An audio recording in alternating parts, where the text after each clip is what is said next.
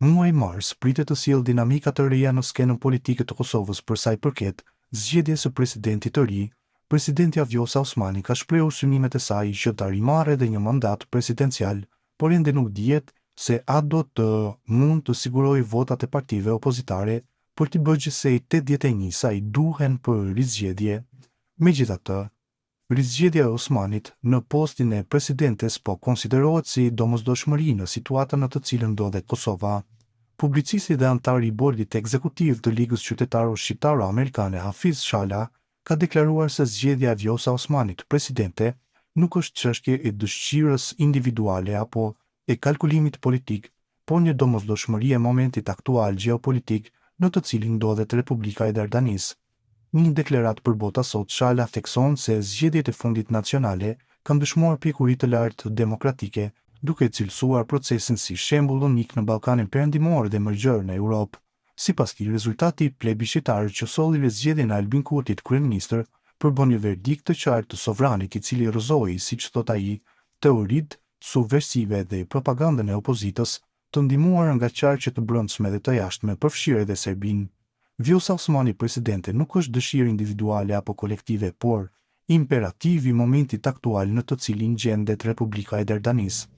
Pas zgjedhjeve të jashtëzakonshme nacionale, të cilat përfunduan në mënyrë më të avancuar demokratike, shembull unik në Ballkanin Perëndimor dhe në Europë, mund zorë rezultati që në radhë të parë e priti dhe dëshiroi sovrani në mënyrë plebiscitare, me një rezultat që kur më parë në historinë e Dardanis nuk ka ndodhur, u zgjodh zoti Albin Kurti kryeministër, duke hedhur poshtë teoritë subversive propagandistike të opozitës në bashkëpunim me qarqe të ndryshme brenda dhe jashtë adeut, përfshirë shtetin fqinj i cili sipas shumë informatave ka shpenzuar para të mëdha për të arritur qëllimit, pengimin me çdo kusht të ardhjes në pushtet Albin Kurtit në krye të qeverisë, u shpreh Shala për Bota sot. Sipas tij, vedia kombëtare e qytetarëve bëri që pjesa veriore të kthehej përfundimisht në duart e organeve shtetërore të Dardanis. Tani, për të vazhduar suksesin në marrëdhëniet ndërkombëtare në kuadër të gjeopolitikës që po pasojnë ndryshimet rapide dhe të paparashikuara, Shala thekson se në krye të shtetit na duhet një personalitet si zonja e nderuar dhe i respektuar Vjosa Osmani. Nuk janë fjalë kortezie, por merit e saj e pakontestuar që Republika e Dardanis, sikur më parë ka qenë përfaqësuar përmes së cilës ka fituar besimin dhe simpatin nga qarqet vendimarrëse të botës, duke filluar nga Shtetet e Bashkuara të Amerikës, partneri miku dhe gardiani ynë i pazëvendësueshëm, e cila përmes ombrellës së sigurisë kombëtare amerikane e ka futur edhe Republikën e Dardanis gradualisht drejt Bashkimit Evropian, duke pasur parasysh ndikimin rus në disa shtete europiane si aleat të saj. A duhet dikujt t'i shpjegohet pse zonja Osmani patjetër duhet të zgjidhet në krye të shtetit, në paraqitjet e saj të suksesshme në mbrojtjen me argumente të interesave të shtetit, posaçërisht në seancën e OKB-s, duke e denoncuar Serbinë me fakte, dëshmi dhe me praninë e personave të mbijetuar të dhunës, ajo ka turpëruar Serbinë para botës. Merita e saj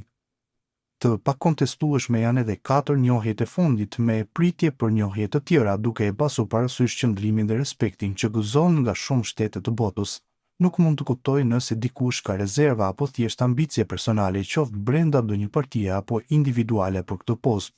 Një gjë e tillë nuk ekziston. Paramendoni kur Serbia shpenzoi para të mëdha për të aranzhuar një takim të Aleksandar Vučić me presidentin Donald Trump në rezidencën e tij në Mar-a-Lago, i cili dështoi duke e turpëruar Vučićin para botës dhe popullit të tij, të cilit më pas ju servir gënjeshtra se ishte i sëmurë rënd. Ndërkohë, çdo shtet në botë ka ëndër të takojë presidentin Trump, derisa zonja Vjosa Osmani ka pasur disa takime, përmes të cilave ka arritur t'ia tregojë të vërtetën botës për Dardaninë dhe pengesat, deri te kërcënimet e Serbisë ndaj shtetit tonë, me qëllim destabilizimin e rajonit, duke dëshmuar kështu lidhjet e saj të ngushta me Rusinë, nënvizoi Shala.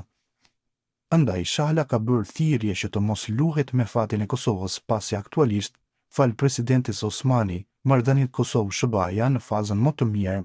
Publicisti shqiptar-amerikan ka hedhur kritika të ashpra ndaj opozitës për propagandën e saj kundër Kurtit dhe Vjosa Osmanit. Në fund, ai ka thënë se ambasada amerikane duhet ta ftojë opozitën dhe t'ju kërkojë votimin e Vjosa Osmanit për postin e presidentes. Fatkeqësisht, opozita e bashkuar në bashkëpunim me listën serbo-fol-shqipëse nuk ka lënë propagandë më të ullët pa zhvilluar duke sulmuar Albin Kurtin dhe duke shpërndarë narracione të pavërteta, përmes të cilave u tentua të ndikohej edhe në disa qarqe në Washington me ndihmën e disa organizatave shqiptaro-amerikane deri dje të panjohura. U krijua edhe narracioni i rrem Albini Kur, kryeministër, pas një takimi të opozitës në ambasadën amerikane në Dragodan, ku u hodhën akuzat të pabaza për bllokimin e institucioneve të cilat në fakt u penguan nga vetë opozita, duke mos votuar kryeparlamentare Albuliana Haxhiun, gruan më të votuar thjesht sepse nuk u pëlqente.